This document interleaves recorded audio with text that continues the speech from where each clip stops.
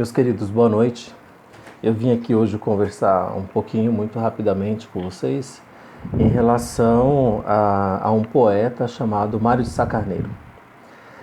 Como vocês já puderam ter visto, né, nas pesquisas que vocês realizaram e também no material que eu tenho encaminhado para vocês das últimas aulas, o modernismo, né, português, ele se organiza de uma forma bastante diferente do que a gente viu, né, no modernismo no Brasil. O modernismo em Portugal ele é marcado pela publicação inicial da revista Orfeu em 1915. Essa revista ela foi organizada pelo Fernando Pessoa, o grande poeta português do século XX, né, com todos os seus heterônimos, que também foi um assunto da aula passada, e também com o Mário de Sá Carneiro. Na verdade, os dois organizaram essa revista, né, que tinha aí como objetivo a ruptura dos padrões tradicionais da poesia portuguesa, não é, de modo todo particular.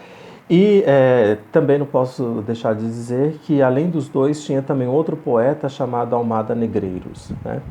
E essa revista, ela se encerrou no ano seguinte, né? Ela começou, a publicação dela foi em 1915 e se encerrou em 1916.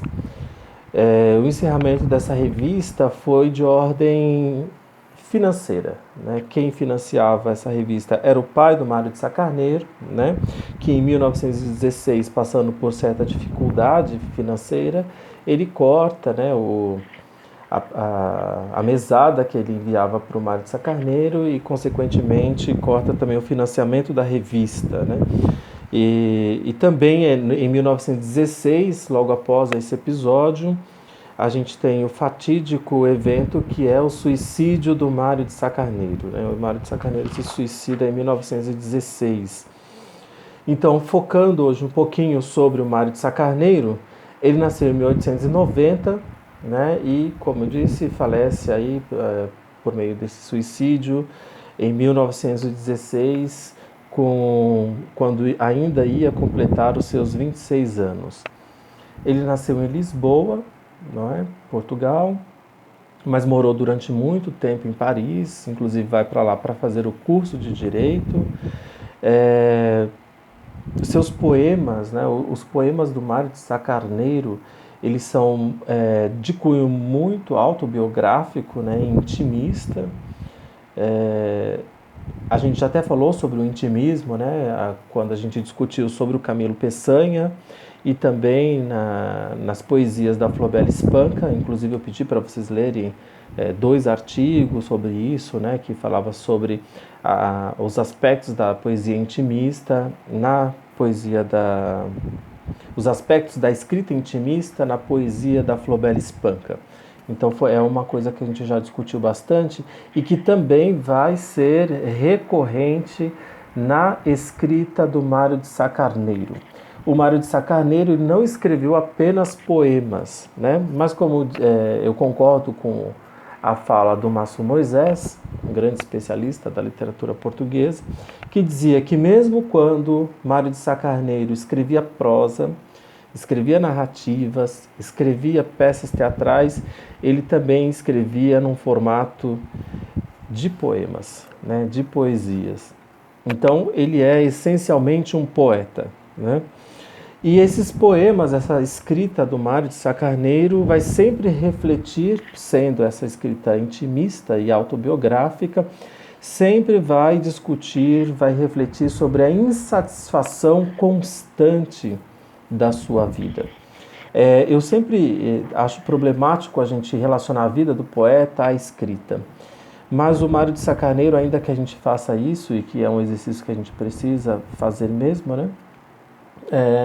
Mas nas suas poesias a gente sempre encontra o Mário de Sá Carneiro poeta lá, né? Além do sujeito poético, do sujeito lírico, a gente com muita facilidade vê o próprio Mário de Sá Carneiro, né? Uma pessoa inquieta, uma pessoa inconstante, uma pessoa angustiada, né? E de modo, né, que a sua vida confunde-se com a arte, e a arte se confunde com a vida do Mário de Sá Carneiro. O Mário de Sá Carneiro, pela sua inquietude, pela sua insatisfação, ele sente-se como estranho no mundo, né? Então, o mundo não é para ele, mas na verdade não é ele, né? Na sua concepção não é ele que é o problemático, na verdade é o mundo que é problemático para ele, né? Então você tem aí uma espécie de narcisismo, né? Que é a valorização do eu em excesso, de modo que todos os problemas estão no mundo e por isso ele não se adequa, né? Ele está no não lugar dentro desse mundo. Então por isso é um inadaptado, é um insatisfeito, né? O Massu Moisés, nesse livro aqui chamado A Literatura Portuguesa,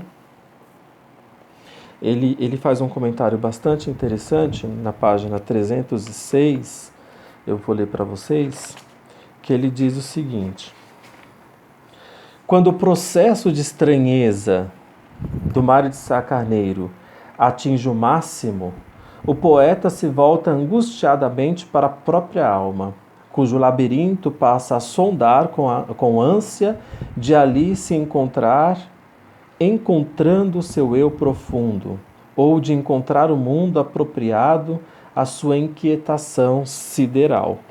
Então, nesse sentido, olha, ele diz, o poeta se volta angustiadamente para a própria alma. Então, o sujeito poético, né, das composições do Mário de Sá Carneiro vai estar nesse momento em busca do eu, né? Quem sou eu? Onde estou? E ele não encontra, esse sujeito poeta não encontra respostas a esses questionamentos. E daí a angústia se amplia. Então, nesse sentido, tal como a gente já havia discutido sobre o decadentismo e simbolismo em Portugal, então, nesse sentido, Mário de Sá Carneiro é um grande herdeiro do simbolismo e do decadentismo francês, a partir também dos pressupostos de Baudelaire, que a gente já havia discutido em outro momento. Então, Mário de Sá Carneiro, só para deixar um exemplo para vocês refletirem, tem um poema muito interessante chamado Sete.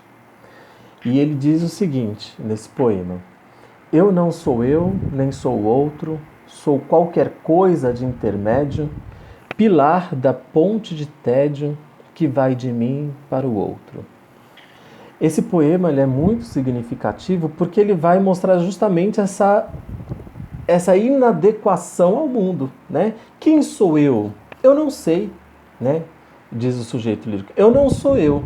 Eu só sei que eu não sou eu, mas eu também não sou o outro.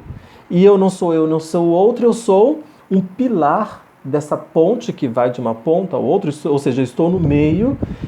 E é essa ponte que é o tédio. E é esse tédio que vai de mim para o outro, né? Então, ou seja, essa sua insatisfação, essa sua falta de respostas para um questionamento crucial da vida humana, que é: quem sou eu? E aqui o sujeito lírico diz: eu sou o pilar da ponte de tédio que vai de mim para o outro.